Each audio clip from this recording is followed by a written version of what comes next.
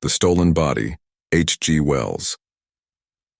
Mr. Bessel was the senior partner in the firm of Bessel, Hart & Brown of St. Paul's Churchyard, and for many years he was well known among those interested in psychical research as a liberal-minded and conscientious investigator. He was an unmarried man, and instead of living in the suburbs after the fashion of his class, he occupied rooms in the Albany, near Piccadilly. He was particularly interested in the questions of thought transference and of apparitions of the living, and in November 1896, he commenced a series of experiments in conjunction with Mr. Vincey, of Staple Inn, in order to test the alleged possibility of projecting an apparition of oneself by force of will through space. Their experiments were conducted in the following manner. At a prearranged hour, Mr. Bessel shut himself in one of his rooms in the Albany, and Mr. Vincey in his sitting room in Staple Inn, and each then fixed his mind as resolutely as possible on the other. Mr. Bessel had acquired the art of self-hypnotism, and, so far as he could, he attempted first to hypnotize himself and then to project himself as a phantom of the living across the intervening space of nearly 2 miles into Mr. Vincey's apartment. On several evenings this was tried without any satisfactory result, but on the 5th or 6th occasion, Mr. Vincey did actually see or imagine he saw an apparition of Mr. Bessel standing in his room. He states that the appearance, although brief, was very vivid and real. He noticed that Mr. Bessel's face was white and his expression anxious, and moreover that his hair was disordered. For a moment Mr. Vincey, in spite of his state of expectation, was too surprised to speak or move, and in that moment it seemed to him as though the figure glanced over its shoulder and incontinently vanished. It had been arranged that an attempt should be made to photograph any phantasm seen, but Mr. Vincey had not the instant presence of mind to snap the camera that lay ready on the table beside him, and when he did so, he was too late. Greatly elated, however, even by this partial success, he made a note of the exact time, and at once took a cab to the Albany to inform Mr. Bessel of this result. He was surprised to find Mr. Bessel's outer door standing open to the night, and the inner apartments lit, and in an extraordinary disorder.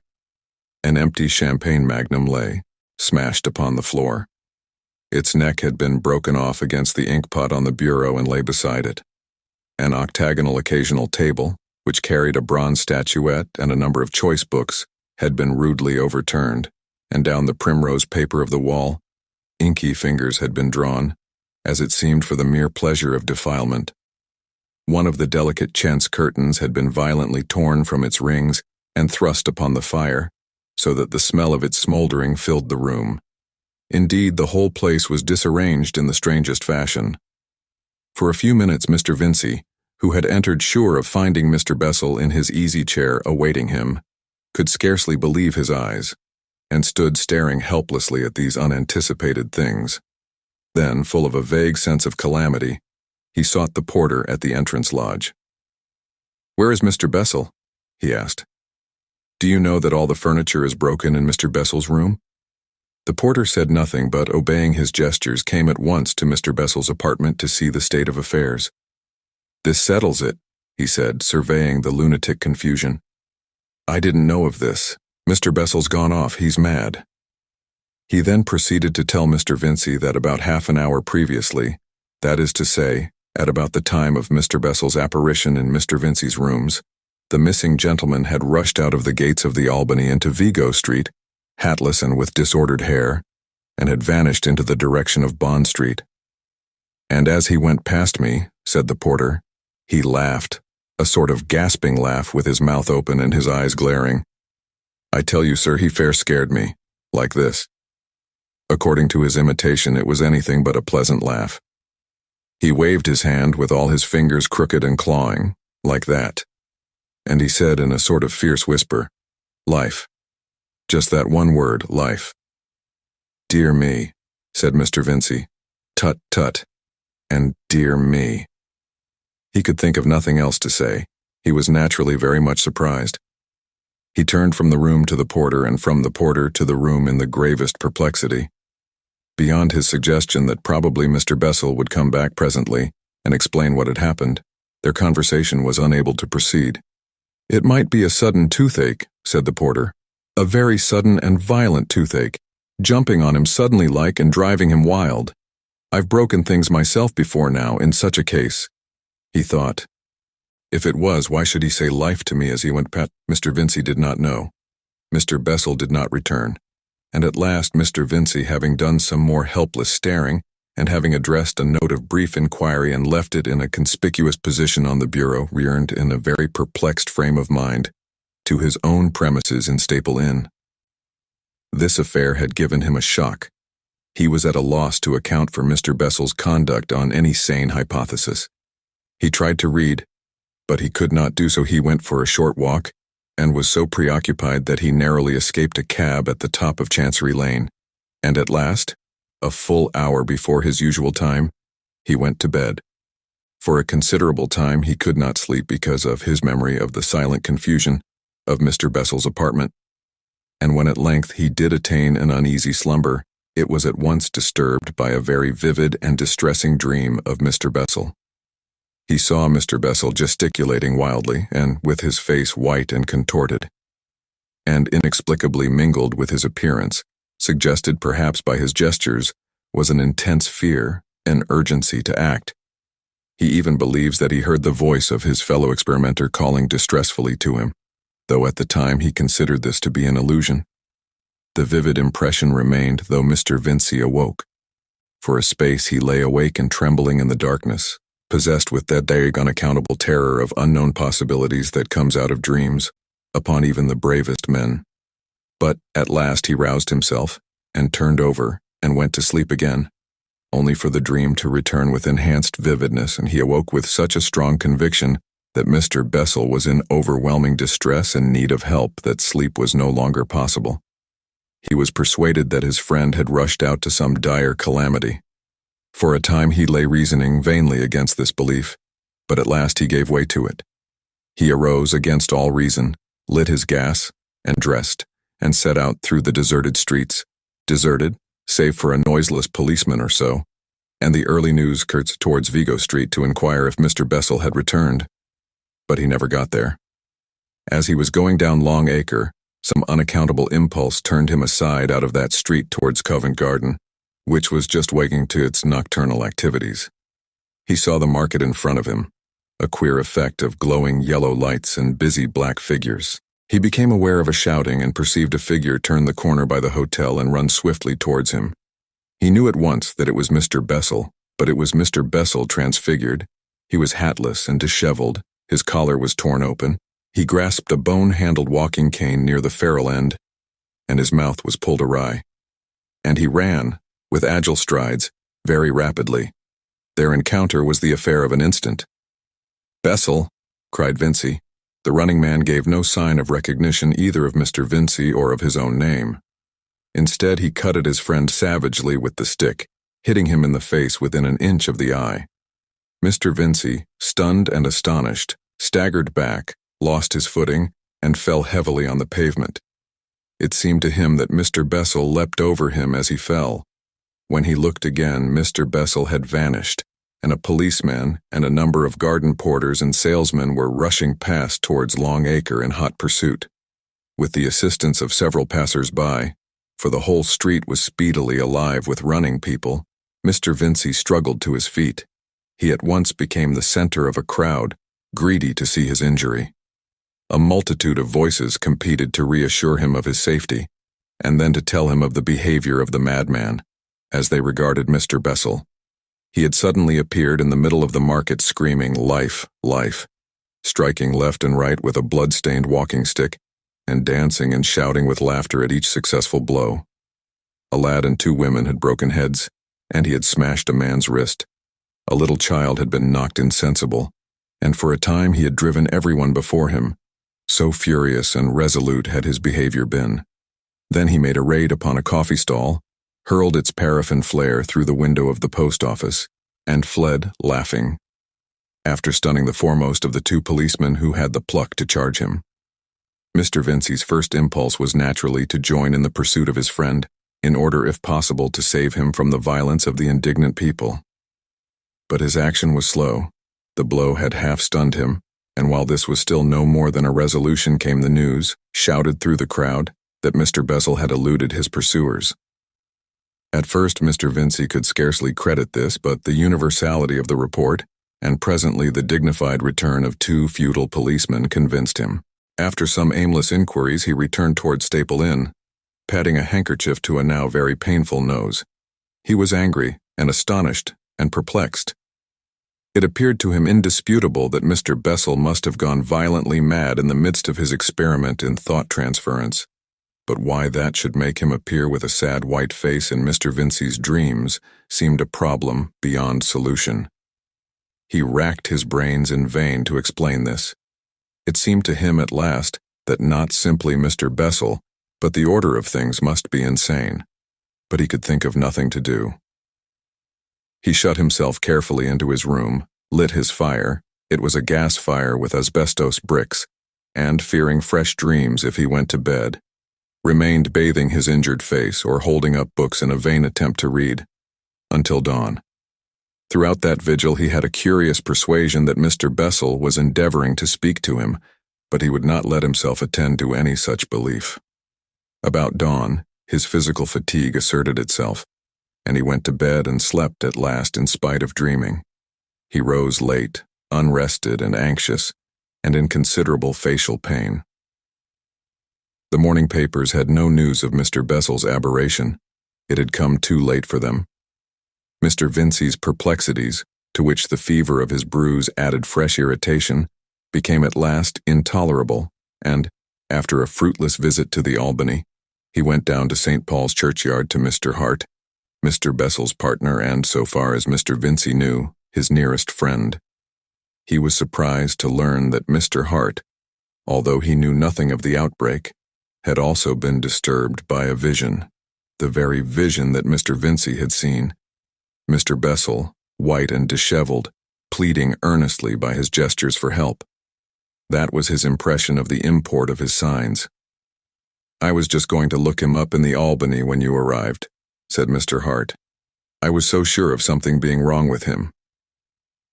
As the outcome of their consultation, the 2 gentlemen decided to inquire at Scotland Yard for news of their missing friend.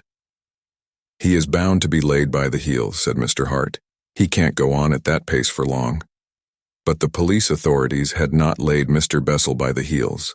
They confirmed Mr. Vincey's overnight experiences and added fresh circumstances, some of an even graver character than those he knew.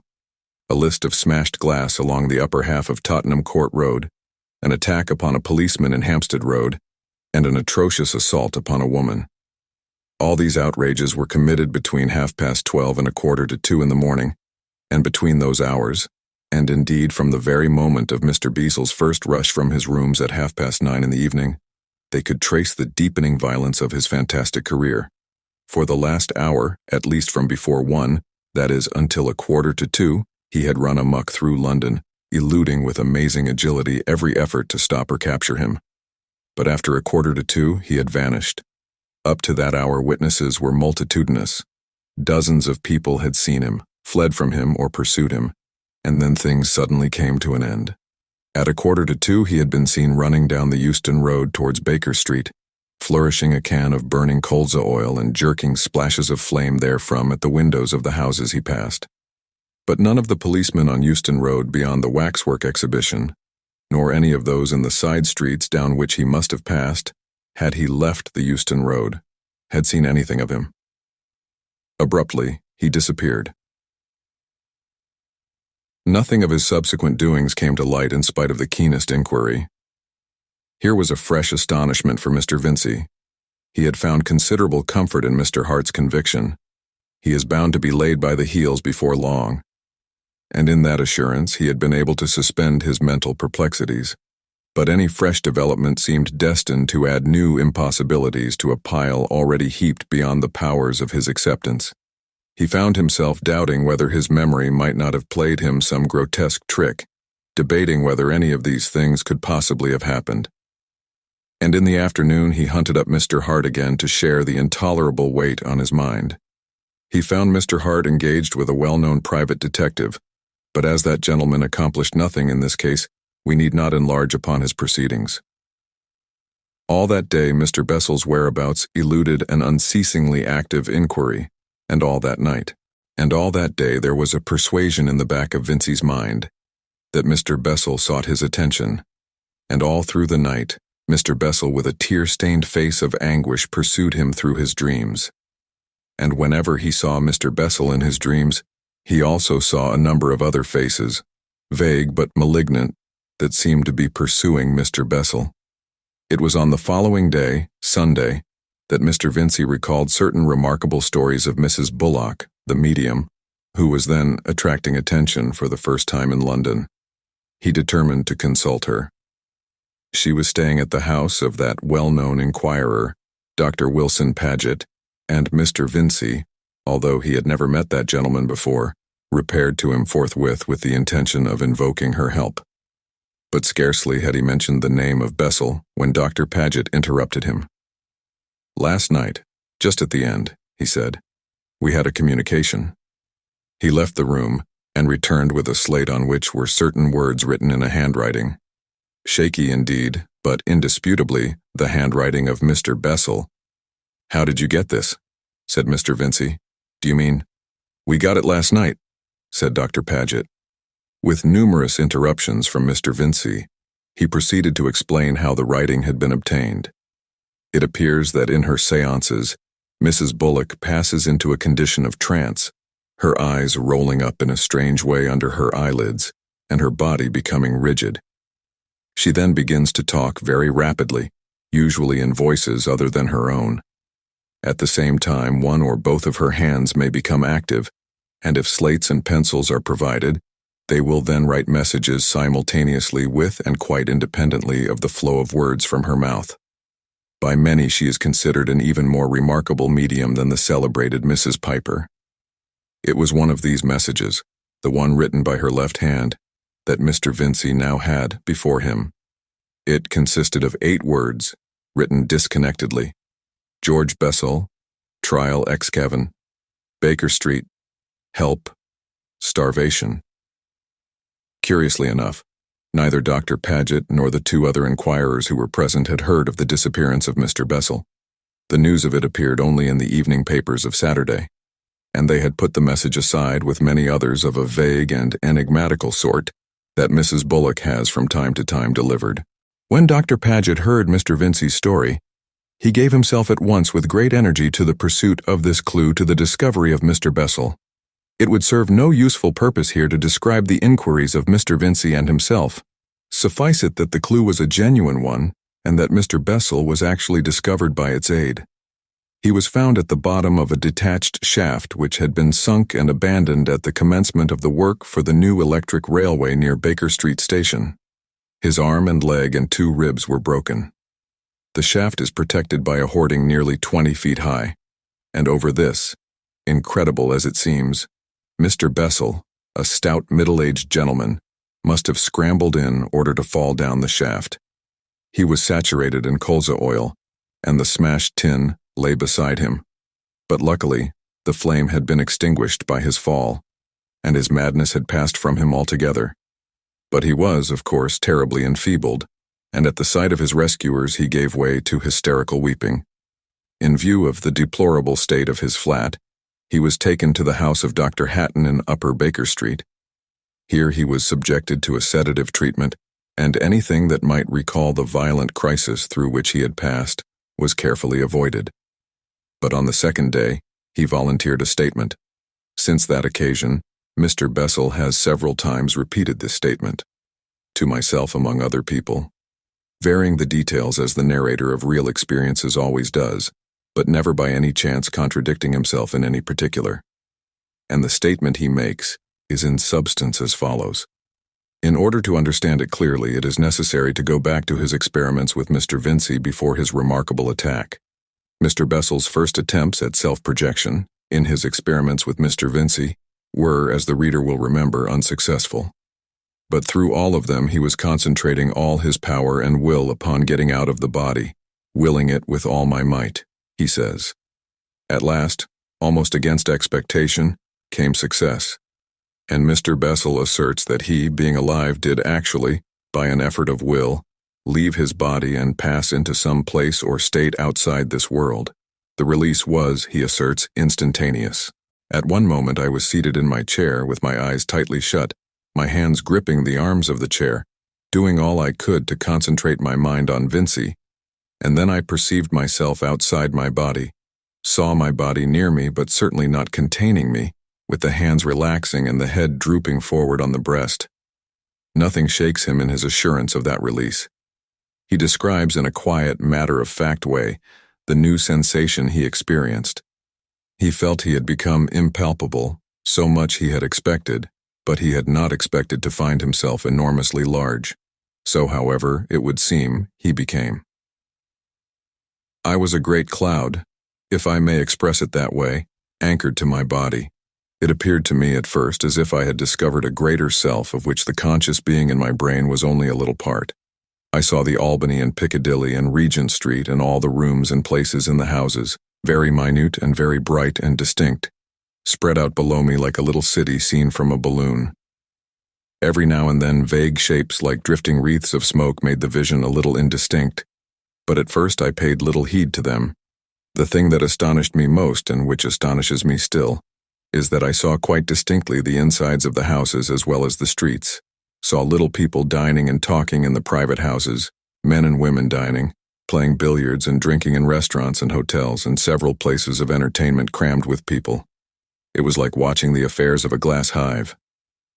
Such were Mr. Bessel's exact words as I took them down when he told me the story. Quite forgetful of Mr. Vincey, he remained for a space observing these things.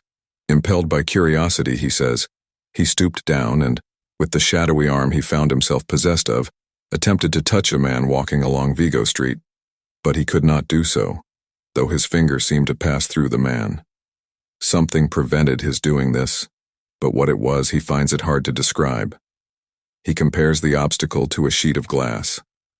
I felt as a kitten may feel, he said, when it goes for the first time to pat its reflection in a mirror. Again and again, on the occasion when I heard him tell this story, Mr. Bessel returned to that comparison of the sheet of glass. Yet it was not altogether a precise comparison, because, as the reader will speedily see, there were interruptions of this generally impermeable resistance, means of getting through the barrier to the material world again. But, naturally, there is a very great difficulty in expressing these unprecedented impressions in the language of everyday experience. A thing that impressed him instantly, and which weighed upon him throughout all this experience, was the stillness of this place. He was in a world without sound. At first, Mr. Bessel's mental state was an unemotional wonder. His thought chiefly concerned itself with where he might be. He was out of the body, out of his material body at any rate. But that was not all. He believes, and I for one believe also, that he was somewhere out of space as we understand it, altogether.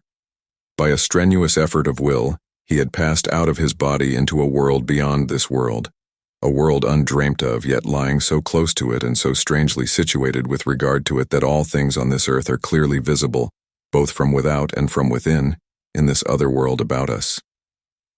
For a long time, as it seemed to him, this realization occupied his mind to the exclusion of all other matters, and then he recalled the engagement with Mr. Vincey, to which this astonishing experience was, after all, but a prelude. He turned his mind to locomotion in this new body in which he found himself. For a time he was unable to shift himself from his attachment to his earthly carcass. For a time this new, strange cloud body of his simply swayed, contracted, expanded, coiled, and writhed with his efforts to free himself. And then quite suddenly the link that bound him snapped. For a moment everything was hidden by what appeared to be whirling spheres of dark vapor, and then through a momentary gap he saw his drooping body collapse limply, saw his lifeless head drop sideways, and found he was driving along like a huge cloud in a strange place of shadowy clouds that had the luminous intricacy of London spread like a model below. But now he was aware that the fluctuating vapor about him was something more than vapor, and the temerarious excitement of his first essay was shot with fear, for he perceived, at first indistinctly, and then suddenly very clearly, that he was surrounded by faces, that each roll and coil of the seeming cloud stuff was a face, and such faces, faces of thin shadow, faces of gaseous tenuity, Faces like those faces that glare with intolerable strangeness upon the sleeper in the evil hours of his dreams. Evil, greedy eyes that were full of a covetous curiosity, faces with knit brows and snarling, smiling lips. Their vague hands clutched at Mr. Bessel as he passed, and the rest of their bodies was but an elusive streak of trailing darkness. Never a word they said, never a sound from the mouths that seemed to gibber.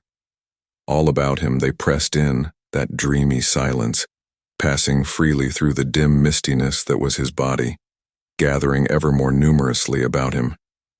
And the shadowy Mr. Bessel, now suddenly fear-stricken, drove through the silent, active multitude of eyes and clutching hands. So inhuman were these faces, so malignant their staring eyes and shadowy clawing gestures, that it did not occur to Mr. Bessel to attempt intercourse with these drifting creatures. Idiot phantoms they seemed, children of vain desire, beings unborn and forbidden the boon of being, whose only expressions and gestures told of the envy and craving for life that was their one link with existence. It says much for his resolution that amidst the swarming cloud of these noiseless spirits of evil, he could still think of Mr. Vincey. He made a violent effort of will and found himself, he knew not how, stooping toward Staple Inn, saw Vincey sitting attentive and alert in his armchair by the fire, and clustering also about him, as they clustered ever about all that lives and breathes, was another multitude of these vain, voiceless shadows, longing, desiring, seeking some loophole into life. For a space Mr. Bessel sought ineffectually to attract his friend's attention. He tried to get in front of his eyes, to move the objects in his room, to touch him.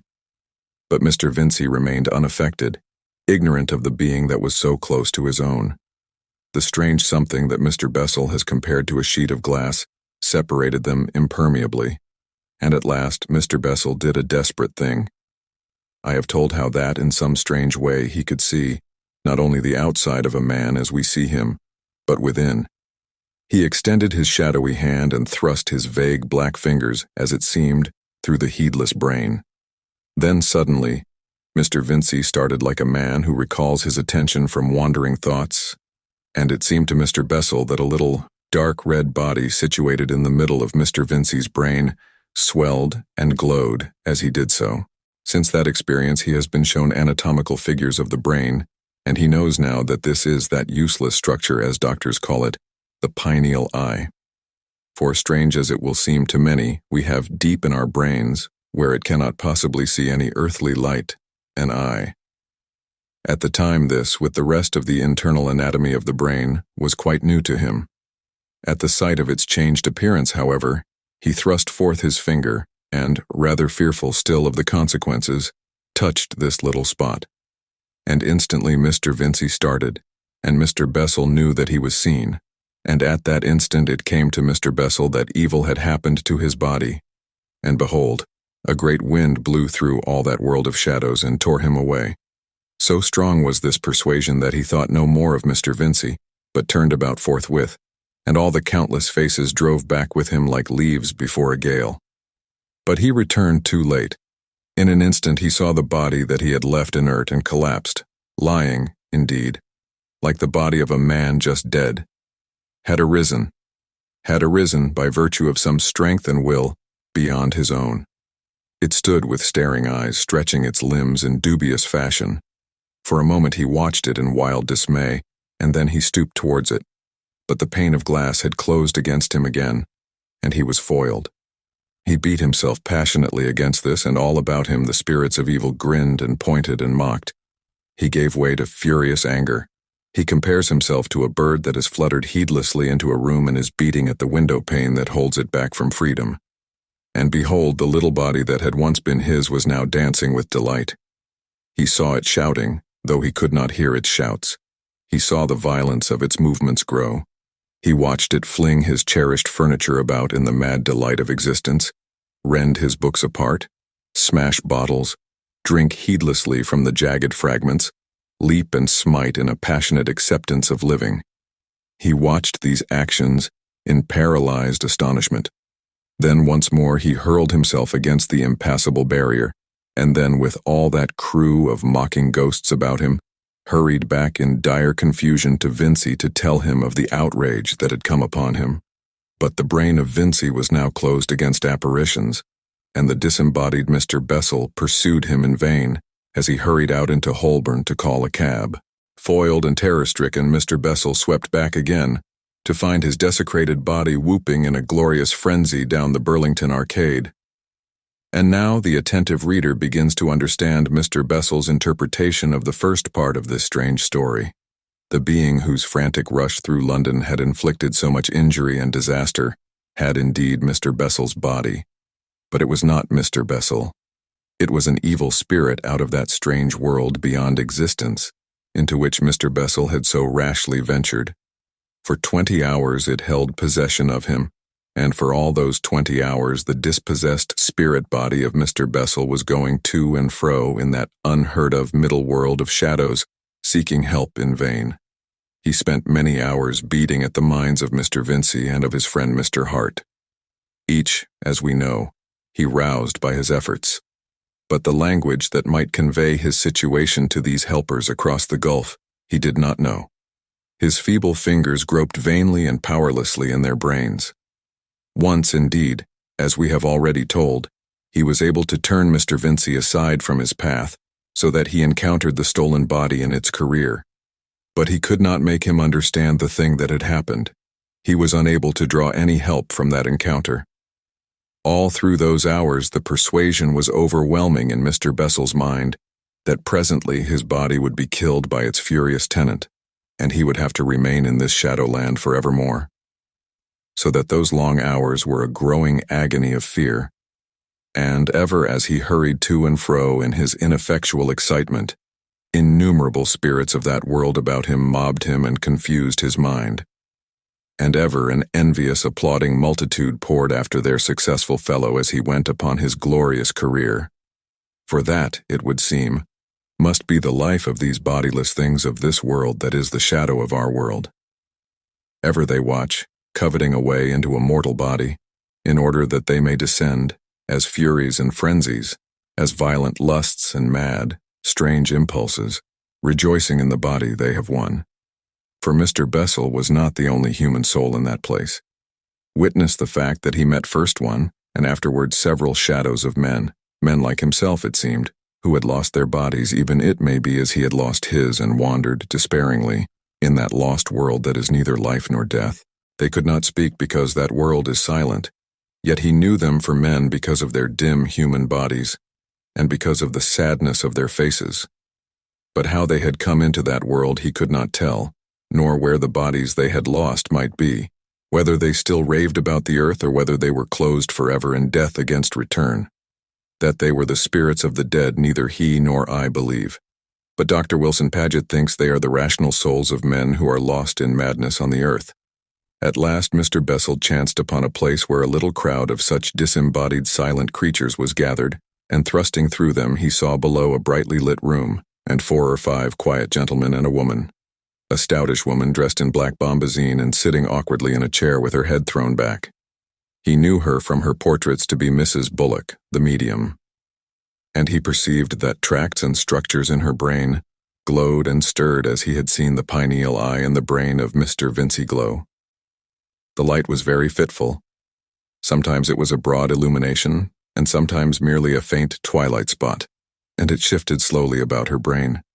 She kept on talking and writing with one hand, and Mr. Bessel saw that the crowding shadows of men about him, and a great multitude of the shadow spirits of that shadowland, were all striving and thrusting to touch the lighted regions of her brain. As one gained her brain or another was thrust away, her voice and the writing of her hand changed, so that what she said was disorderly and confused for the most part, now a fragment of one soul's message and now a fragment of another's, and now she babbled the insane fancies of the spirits of vain desire. Then Mr. Bessel understood that she spoke for the spirit that had touch of her, and he began to struggle very furiously towards her.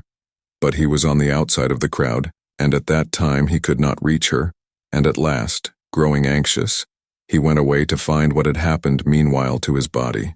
For a long time he went to and fro seeking it in vain and fearing that it must have been killed.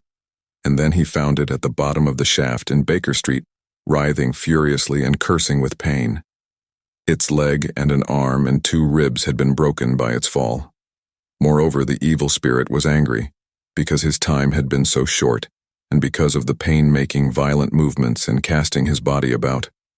And at that, Mr. Bessel returned with redoubled earnestness to the room where the séance was going on, and so soon as he had thrust himself within sight of the place, he saw one of the men who stood about the medium looking at his watch as if he meant that the séance should presently end.